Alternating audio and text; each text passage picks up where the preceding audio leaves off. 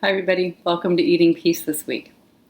I had a fantastic question from somebody who wrote and described a moment where she actually is somebody who did the Immersion Eating Peace 3-month program. And she followed every single lesson and attended almost every live call. So she really did it thoroughly. She was there for everything. And this was a new concept for her to relax and really look at your thinking, your beliefs, your thoughts, and spend time in that realm questioning what it is that's driving you about feelings and body image and all the moments and the most difficult moments you have when you wind up overeating, and to study them and use them as really powerful messages or insights or something really important to learn from. So she had been doing all that. So I just wanted to say that first. This is somebody who, was recognizing the normal way to do things in the past, the way she had lost weight. She knew she wanted to lose weight again, but she didn't want to do it in the same manner. So she just went into it with, okay, I'm willing to do this. In a way, it's harder work. It's not that sexy and magical and exciting to be able to say, I promise that if you follow this diet plan or do it this particular way, the weight will come off. It's not like that, because you're finding your own food plan. And some people do find much more stability with finding and accessing a food plan that really works for them. They're feeling what fullness is, what emptiness is, but they also have certain foods that they really completely stay away from. They just seem to cause problems. You do the work on, I have to have those foods in my food plan or I will die. Is that true? No. You can question, what you're thinking. You can have maybe you're even diabetic and you have certain things and ways of eating that are really quite critical for your health. Everyone gets to decide that and put into place what is right for you. A really, steady, clear food plan. Now, you can look at your emotions and your feelings and your thoughts and your beliefs that you've had sometimes for years and years about body image and food and what's bad and what's good and all of that. You can begin to look at it, and some people notice, oh no, I'm not really losing any weight. I'm not gaining weight, but I'm not losing it, and I do want to lose weight. Well, this woman had that thought, that experience. Okay, I think I'm getting the hang of this. I understand. I see so many places where I was following kind of an old ancient set of rules, or have always thought I need to have, look this kind of certain way in order to be happy. And I'm willing to question that thinness is necessary for happiness or success or for people to love me or whatever. Beginning to really look at some of these huge, deeply held beliefs that are very stressful.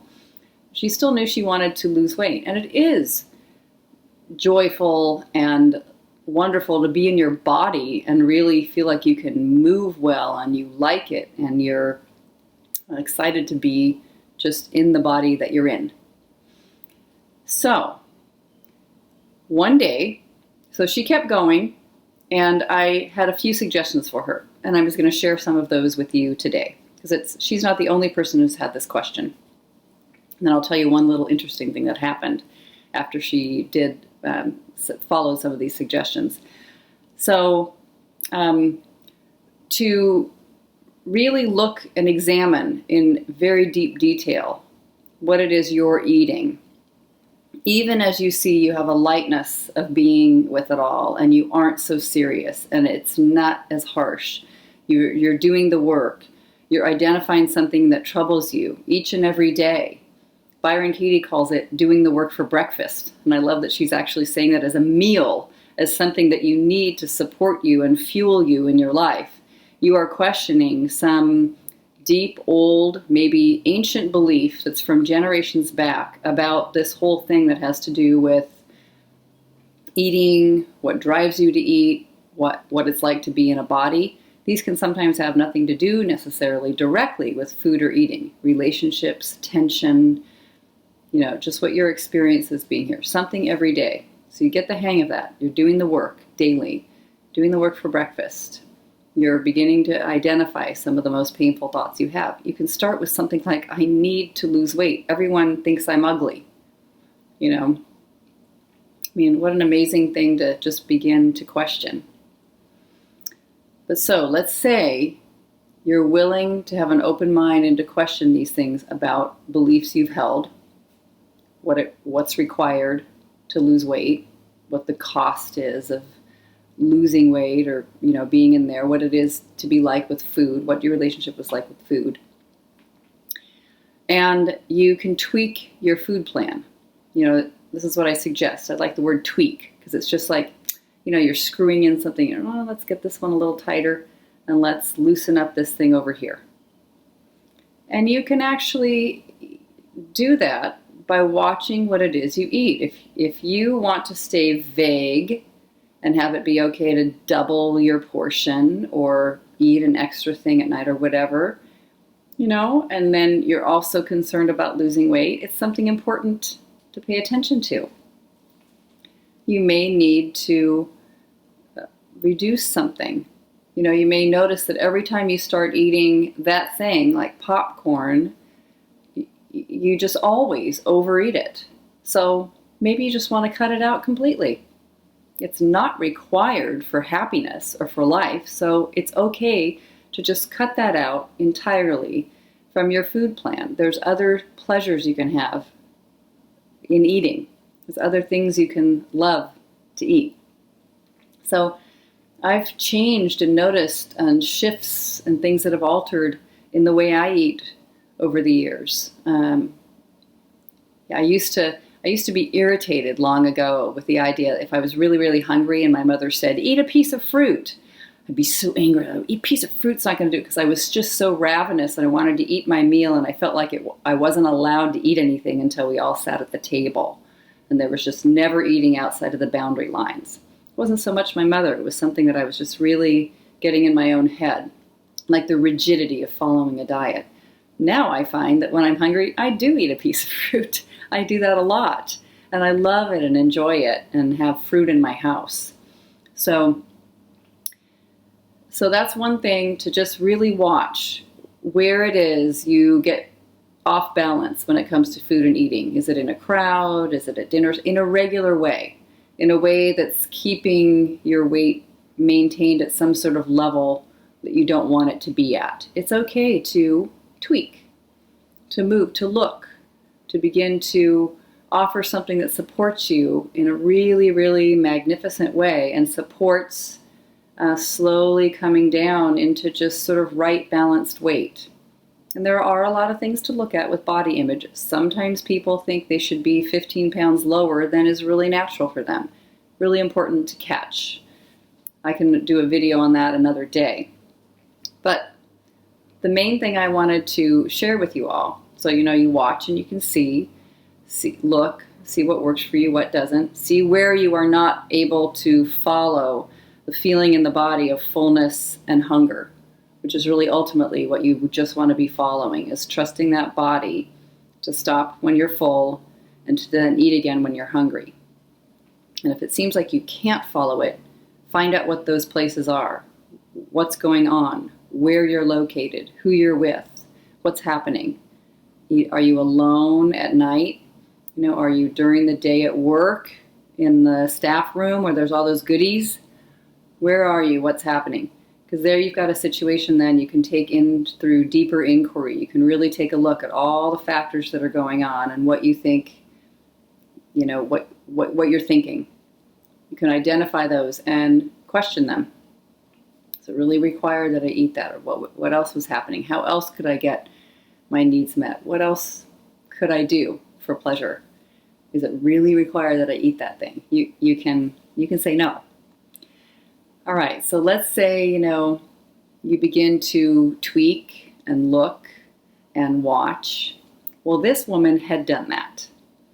She was looking at these places in her life where she felt like she would sometimes overeat a little, watching carefully, really investigating, keeping a journal, like having a conversation with herself and with food and with cravings and with her body, and had looked at it all.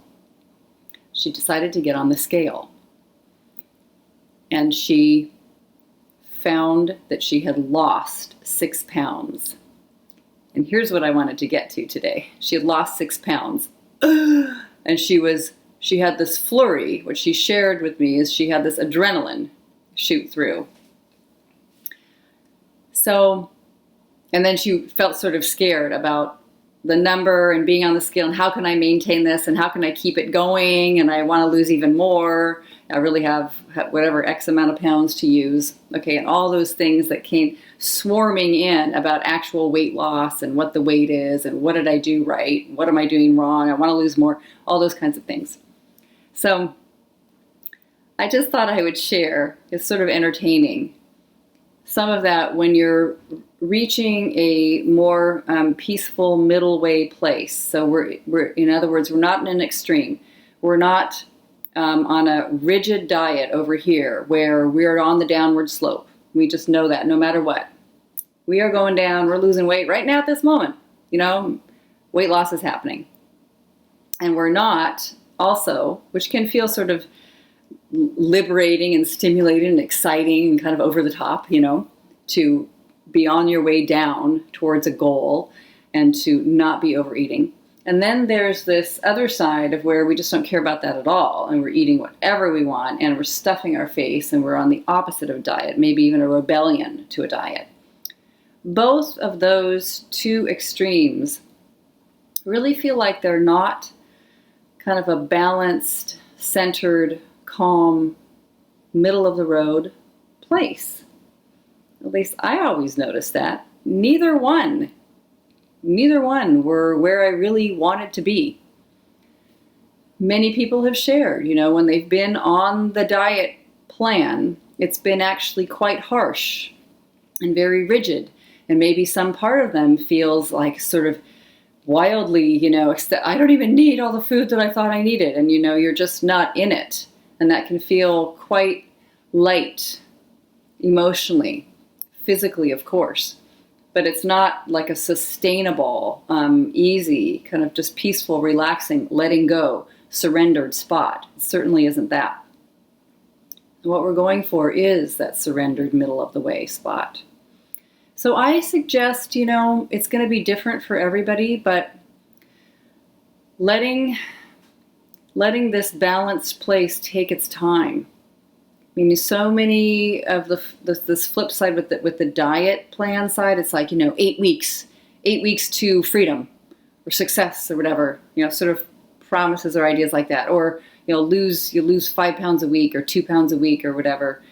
Kind of a plan. I mean, there's science, of course, with any of this, but if you just let it be slow and relaxed, I mean, wouldn't you trade a slow and relaxed for permanently? You know, you're just sort of, the plane is landing of this particular intense, critical problem that's been with you for so long, and you're just going to come down and rest in a balanced place, finally, by looking at all your objections and all your fears and the cravings themselves and the foods you think are wrong, and just opening up your mind and your heart to what is and allowing things to be as they are and relaxing. And at the same time, you know, watching the places where you feel like you move out of that middle way balance. No matter what, if you're finding a balanced place where you don't feel rigid and you don't feel also like all hell's broken loose, and you're just in defensiveness or rebellion, you're going to get there. You're going to come to the place, your body's just going to wind up balancing out to the place that just feels comfortable for it. And I would hold this with being willing to question that perfect weight that you want, that perfect body. You can get there if it takes kind of a harder, more tight reins on what it is you're eating and watching. I mean, try it. See if that works. There's nothing wrong with that. I just found that with every kind of diet or restriction, I had an equal and opposite rebellion over here towards wanting freedom with this. I was very, very determined to find freedom with my own. So I wanted the cravings actually to relax. So there will be, in the change of doing it this particular way, no diet and no opposite of a diet, no binge, but just making friends with our feelings and emotions and thoughts and questioning what we think is true. With this kind of approach, there may be, kind of a softening over time that is just slower. And I would say keep in mind the word tweak. That is just a little screw here to the left, a little wrench here over on the right, a little something added here. So we're not just doing like some gigantic, huge diet plan where you have to change everything in your entire house and buy equipment to weigh things with and that sort of thing. Nothing wrong with any of those that you've ever tried, but this kind of way of ease, if that's what you're interested in, ultimately, a way of allowing things to be as they are and have studied your cravings so much that they don't overwhelm you. They don't overtake you. And that's what my experience is it's just not, there's something here that's larger, and there is for everybody, that's bigger than any craving. Nothing would throw me out into wanting to eat so much that I would be so stuffed it would hurt my stomach. I just wouldn't wind up doing that to myself at this point anymore. If I felt like eating something in a really strong way, I would know what else is going on, I would ask myself. I'd maybe even have a conversation with other people or get support or see what else was happening that was driving that kind of movement. Because it's not the middle way. So I'm believing something that is causing enough stress that I'm thinking, I can't let this be natural. I need to control this or do something or assert something myself. And I really wanted natural intake and outflow of food and energy in my life. So any questions about that, just let me know. It's unique for many, for you. It's going to be unique completely for you in your particular life, in your day, in your moments, and your meals, and how you work with them and what works best. There's things that you might be able to handle that somebody else couldn't, and there's things that you just can't handle that somebody else easily can.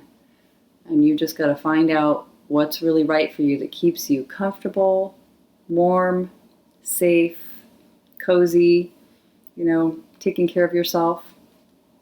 One little final thing I'll add here is, I was talking with a friend recently about scaring oneself with our own thoughts. And I mentioned I don't go to horror movies. So I don't actually I've never gone to a horror movie since I was 13 and I went to The Exorcist by accident. I had no idea what it was about. I knew it was scary.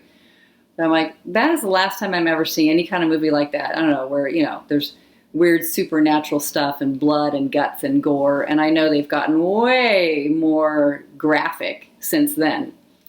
But I never go to horror movies. Why would I put myself through that when I know I'm very sensitive to, the sound and seeing a whole story that's full of horror?